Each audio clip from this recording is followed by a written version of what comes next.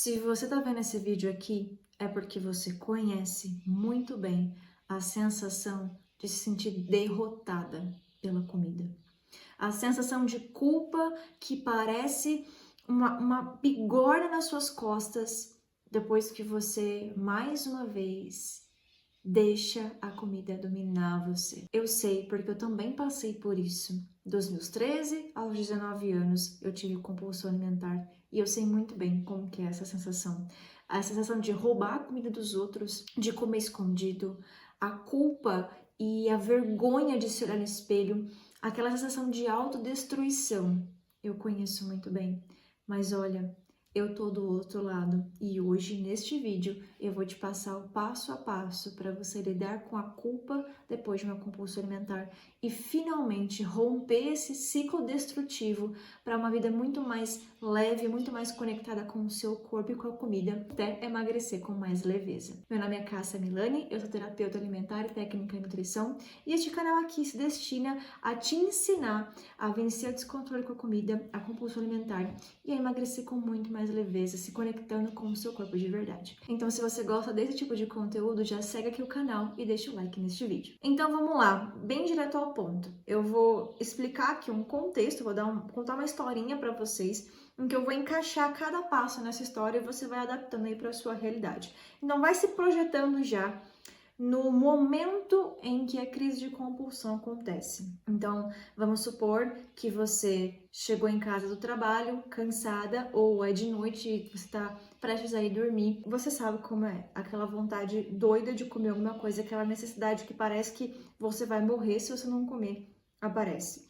E você vai lá no armário, na geladeira e começa a comer tudo como se fosse um trator passando por cima de tudo. E aquela sensação de que você perde o controle, de que você não consegue mais decidir. Inclusive, eu já expliquei em um outro vídeo por que isso acontece. Vou deixar ele linkado aqui em algum lugar para você ver depois. Mas você sabe o que eu tô falando.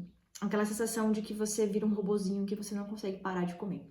Neste momento em que você tá neste momento, né, de comer descontrolado, é importante. Eu acho que é o passo, assim, o mais primordial de todos. Saia do ambiente. Saia do ambiente. Você precisa se obrigar a sair. Se você não consegue sozinha, peça ajuda. Mas você precisa sair do ambiente que te faz executar esse hábito. E vou além. Saia do ambiente também aonde você costuma ir depois. Por exemplo, no meu caso, eu costumava tacar alguma coisa na geladeira, depois eu ia pro quarto. Normalmente no quarto eu chorava e ficava mal. Se você tem esse costume de ir de um lugar para o outro repetidas vezes, evite os dois ambientes, porque o ambiente ele ancora, o ambiente ele ancora o estado, né? E é muito difícil você mudar o seu comportamento nos mesmos ambientes onde o comportamento antigo acontece. Então é muito importante, esse é o passo número 1. Saia do lugar onde você tá, porque você vai ficar muito mais fácil de você começar a romper o ciclo, começar a abrir uma brecha dentro do seu cérebro para que você pense em soluções diferentes. Então, passo número 1, sai do ambiente, muda de lugar, vai lá fora, sai andar, vai para o banheiro, qualquer lugar que não seja o lugar onde acontece ou lugar para onde você vai depois. Passo número 2, se acolha e acalme o seu sistema nervoso. Porque nesses momentos em que a gente está no estado de compulsão, muitas vezes o sistema nervoso ele tá muito ativado, ele está hiperestimulado, principalmente depois de comer alguma coisa muito palatável. Então, é muito importante que neste momento você não retroalimente o estado de culpa. Não se sinta culpada, não se martirize, não se violente, não vai ajudar em nada neste momento. É muito, muito, muito importante que você se acolha aqui. E na prática, como que você pode fazer isso ao mesmo tempo que você regula o seu sistema nervoso, em que você coloca o seu sistema nervoso de volta a níveis equilibrados? Você pode aplicar aqui algumas técnicas de regulação emocional que estimulam o nervo vago. Também tem um outro vídeo que eu já expliquei sobre um pouco mais sobre o nervo vago. Vou trazer mais material sobre o nervo vago aqui, porque o nervo vago ele é incrível, ele é magnífico de entender, ele é é uma coisa muito interessante que acontece no nosso corpo e que tem tudo a ver com o descontrole alimentar. Então, quando a gente estimula o nervo vago adequadamente, através de algumas técnicas, você consegue Ao mesmo tempo que você se acolhe, se acalma, você consegue com que o corpo entenda que ele pode estar seguro, que ele pode relaxar, que não vai acontecer nada de ruim. Uma forma muito simples de você fazer isso, e que você pode fazer principalmente se você estiver se sentindo muito mal, é uma técnica que eu chamo de autoabraço. Ela é muito simples.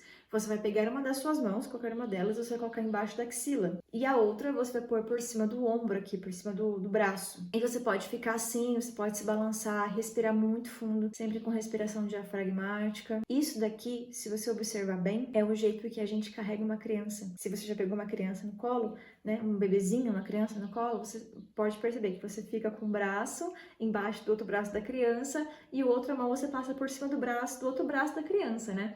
Então, essa é a forma com que a gente carrega um bebê, uma criança, e o nosso corpo se lembra de como é ser carregado. Então, é como se você estivesse se pegando no colo, desse jeito, tem que ser este estímulo, tá? Então, isso daqui parece tosco, mas é muito poderoso para você se acolher e se acalmar. Então, você pode ficar assim, respirando por alguns minutos, só isso, tá? Tem outras técnicas também, tá? Mas essa daqui, ela é muito boa para esses momentos. Então, número 2, se acolha e regule seu sistema nervoso novamente. Agora que você já está fora do ambiente onde normalmente acontece a crise de compulsão e você já está com o seu sistema nervoso novamente regulado e já está se acolhendo, está mais calma, agora é hora de você mapear os seus gatilhos. Esse é o passo número 3. Porque aqui é onde você vai começar a quebrar este ciclo passado. Você precisa entender o que te engatilhou, qual foi o botão que você apertou para que esse hábito acontecesse na sua vida. O que aconteceu no seu dia ou no dia anterior? Quem que conversou com você? Será que você teve uma discussão com alguém? Será que o seu chefe te cobrou de alguma coisa? Será que o seu filho te deu um trabalho na escola? Você dormiu o suficiente na noite anterior? Você estava com muita fome ou você não estava com fome? Aconteceu alguma coisa de muito inesperado no seu dia? Que horas eram? Costuma ser sempre no mesmo horário? Costuma ser sempre no mesmo lugar? Costuma ser sempre depois de que você faz alguma coisa? Então, sempre que eu chego do trabalho, então é automático, você já juntou uma rotina com a outra. Nosso cérebro faz isso, ele encadeia as coisas. Às vezes você tá tendo crise de compulsão por vários desses fatores e porque você chegou em casa do trabalho e você pensa que você, eu mereço porque eu trabalhei muito, tô muito cansada, preciso desestressar. Inclusive, como é que você está se sentindo neste momento e antes e no dia anterior? É importante que você não olhe só para o momento, mas para toda a carga que aconteceu nos dias anteriores também, porque às vezes as coisas vão se acumulando e você não percebe. Se você não parar para realmente observar com calma e escrever, tá? Tenta escrever mesmo, pegar uma folha e ir mapeando, respondendo essas perguntas que eu deixei aqui para você, principalmente horário, lugar, pessoas envolvidas, pessoas com quem você conversou e rotinas, né, comuns que você faz antes desse gatilho ser disparado e desse hábito acontecer. Isso daqui é o começo de tudo. Mapear seus gatilhos, entender qual que é o contexto, onde você estava, que horas eram. Isso daqui é o começo de tudo para você conseguir entender qual que é o seu padrão, como você vai quebrar ele. Beleza, identificamos então quais são os gatilhos. Agora eu quero que você se projete mentalmente lá no momento da cena em que você teve a sua última crise de compulsão alimentar. Você tá lá. Imagina de verdade que você tá lá, do jeitinho que é. No lugar, no horário, com as pessoas ou sozinha. O que acontece quando você tá aí? Como é que você se sente agora quando você tá aí? Esse sentimento, ele é muito importante. Ele é o começo do fio da meada em que a gente vai começar a entender como que o seu cérebro se comporta. Eu sei que provavelmente é um sentimento ruim, mas é importante que você tenha consciência dele, como que ele aparece para você, como que você se sente com isso. Porque se você não tiver noção disso, você não vai conseguir identificar esse padrão para você conseguir quebrá-lo. Então, mapear os gatilhos e entender o que você sente lá naquele momento. Por que é importante fazer esse exercício depois? Porque lá na hora, muitas vezes você não está consciente o suficiente. Quando a gente está numa crise de compulsão, o córtex pré-frontal aqui, que é a parte da frente do nosso cérebro que está relacionada à tomada de decisão, à racionalidade, ele fica inibido. Ele fica com a atividade reduzida. Isso faz com que a gente não consiga ter muita consciência naquele momento. É por isso que você se sente aquele bicho comendo as coisas à torta direito, assim, como, meu Deus, eu não consigo parar, não consigo pensar, eu não consigo decidir. Então, neste momento onde está acontecendo a coisa, às vezes você não vai conseguir identificar. Por isso que você precisa fazer esse exercício de voltar na cena, se colocar na cena de verdade e se sentir daquela forma. E quando você se sentir daquela forma de novo, volta pro alto abraço. Faz isso daqui. Por que que é importante você se colocar no gatilho da cena, sentir o que você sente de verdade, por mais que seja ruim, e dar o alto abraço? Porque isso daqui faz com que ative a neuroplasticidade do seu cérebro. O que que isso significa? A nossa capacidade de aprender coisas novas. Nosso cérebro, ele tem a habilidade de se moldar. Então, o que acontece na prática? Quando você tem um gatilho, você sente de um jeito, você executa uma rotina, um hábito, ele já sabe o que vai acontecer, ele já sabe, né, que você vai se sentir de um jeito, que os níveis, né, dentro do cérebro, o que que isso significa? Que os níveis de neurotransmissores vão cair, eles vão bagunçar. Então, o seu cérebro já prevê isso. Agora, quando você se coloca no gatilho, ativa o sentimento, mas dá um estímulo positivo para o seu corpo, para o sistema nervoso, é como se você desse uma bugada, é como se ele desse uma tela azul, tipo, como assim? Sabe, como assim? Era pra eu estar me sentindo péssima, mas eu tô aqui me dando um abraço, não entendi. E na hora que acontece esse não entendi, dentro do seu cérebro, é quando abre uma brecha para que novas conexões neurais aconteçam, para que uma nova teia neural se forme e que você consiga mudar este hábito de uma maneira muito, muito mais rápida. Esse comecinho de mapear gatilho, mapear o sentimento, dar um estímulo positivo, você consegue fazer sozinha, mas no caso, esse seria o começo da nossa sessão que a gente faria dentro da Naturalmente Magra, que é o meu programa de regulação emocional para emagrecimento, voltado principalmente para mulheres que sofrem de descontrole alimentar e que já tentaram emagrecer outras vezes, que não conseguem manter a constância, que sofrem de efeito sanfona, já tentaram de tudo, de todas as dietas possíveis e imagináveis e não conseguem ter resultado. É porque os outros métodos de emagrecimento, eles não consideram o funcionamento do sistema nervoso e como que o hábito acontece, como que o comportamento influencia na alimentação.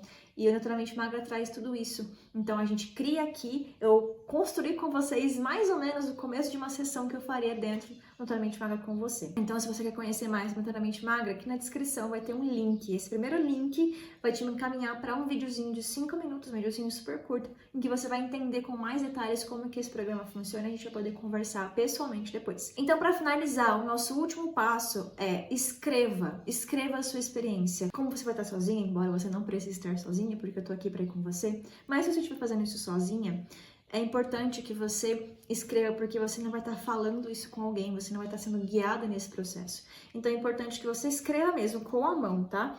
Tenta não digitar, eu sei que pode ser um pouco difícil, mas tem o porquê de ser com um lápis, né, ou com uma caneta. Isso vai estimular também as novas conexões no seu cérebro a se fixarem melhor. Quando a gente escreve à mão, a gente está envolvendo os estímulos, a gente está envolvendo outras áreas cerebrais nesse mar de neuroplasticidade, fazendo com que as mudanças aconteçam com muito mais velocidade.